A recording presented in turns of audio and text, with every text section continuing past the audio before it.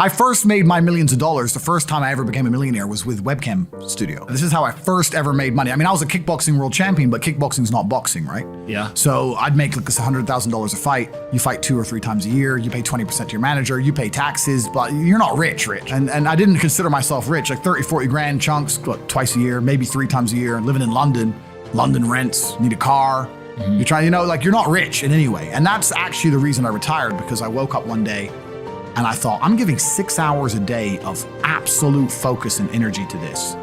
And I believe I'm smart enough that if I put that much tenacity into something else, I can be a multimillionaire. I truly believed that. I was like, I've realized now I've reached the pinnacle of kickboxing. My choice is either to change over to MMA, which I was offered to do earlier in my career, but at the time the kickboxing contract paid more money. I had to pay the bills, so I went kickboxing. Change over to MMA, learn to wrestle, change over to UFC, blah, blah, blah. But this is also like 7, 8 years ago where even the UFC didn't pay the money it pays now. So it'd be like starting my career all over again. And at the age of 28, I thought, I don't have the gumption to start again. I've been through hell for this. I've broken my hand 8 times. My ribs have been broken. I don't want to do this all over again. I decided to get rich. I wanted 30 or 40,000 every month. So step 1 is, maybe that's how we ended up here together, my friend. Step 1 is, decided to be very logical about it. Chess player, right? So it's like, I want money. What is money? How do banks work? How does credit work? What's fractional reserve banking? All these things we now know to be the biggest cons of the century, right? So I'm sitting there researching money for days and days and days. And then I get more mad because I'm like, whoa, money's trash and I don't have any. Now I'm really annoyed, right? I thought like everyone else did that, everyone puts their money in the bank and the bank takes some of other people's money and lends it out. I didn't know they invented it from the sky. I still at that point thought money was linked to gold. I didn't know nothing. So I'm learning all this stuff and I'm getting really angry. I'm like, now this is really annoying me. So anyway, I had a piece of paper there and I'm in my research phase and I start writing down some dude on YouTube. I don't know who he was, some dork. He was a pro gold guy. This is before, maybe Bitcoin was probably around then, but like early. He was a pro gold guy saying buy gold, buy gold, buy gold. And he was saying the difference between an asset, a liability, et cetera, et cetera. So I started trying to write down what I had. I was like, I have an apartment, I have a BMW. I'm in good shape, but I already use that for fighting.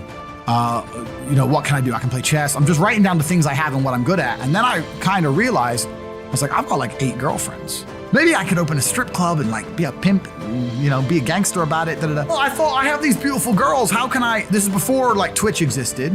So I was like, what can I do with these hot girls? I was like, it's just an asset, right? There's these girls and a lot of them were messaging me.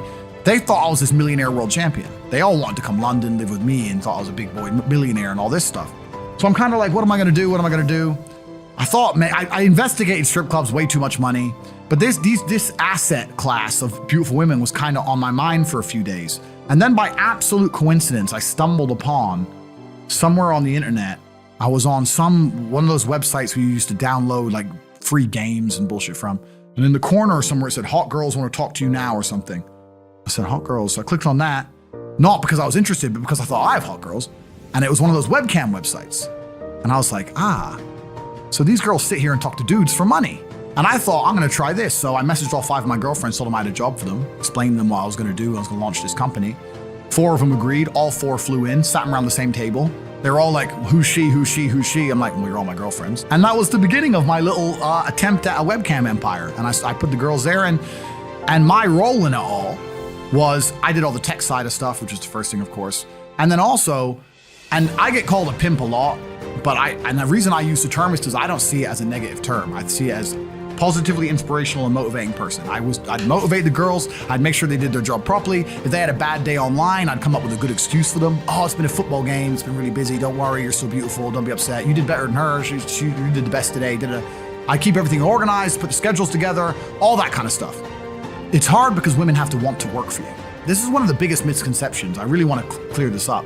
People in the movies and stuff, pimps are like aggressive, mean men. Complete opposite. Pimps are more like James Bond. James Bond's a pimp. He sleeps with a girl to get information. He doesn't care about her. He is absolutely and utterly a pimp. He doesn't hit her. He makes her love him. She does what he wants. He uses sex as a weapon to reward her, and then he disappears. That James Bond is absolutely and utterly a pimp. So I say pimp because everyone calls me a pimp online, tries to go, haha, you're a pimp, like I'm gonna get offended. It's like, no, beautiful women wanted to work for me, and they wanted to work for me because I displayed supreme competence. And they knew if they worked for me, they'd make a lot of money. So whenever I was out, I'd meet a waitress and say, well, look, you're working 10 hours a day for pennies. You can work 10 hours a day for me, make 10 grand a month, 20 grand a month. And over time, I just built up this big little empire of webcam girls. At one point, I had 4 locations, 75 girls working for me. The girls who lived in the house would have set amount of hours they want to do, and then we'd have rooms that they could book in and do X amount of hours. A girl could come and do 1 a week or whatever. We'd have rooms they could share. And then, yeah, very much exactly like you said. They'd go online, they'd do their hours, they'd have their regular customers, they'd get their money, and then I'd take around half of the money. I'll tell you why it's very low. It's low because every time a girl would quit and try and do it by herself, she'd make a fraction of the money overall because she hasn't got the instruction, she hasn't got the motivation, she's just lazy with it, right? And women have a very different mentality to money than men. If you show a woman how to make $1,000 in an hour, she'll think, I only have to work an hour a week.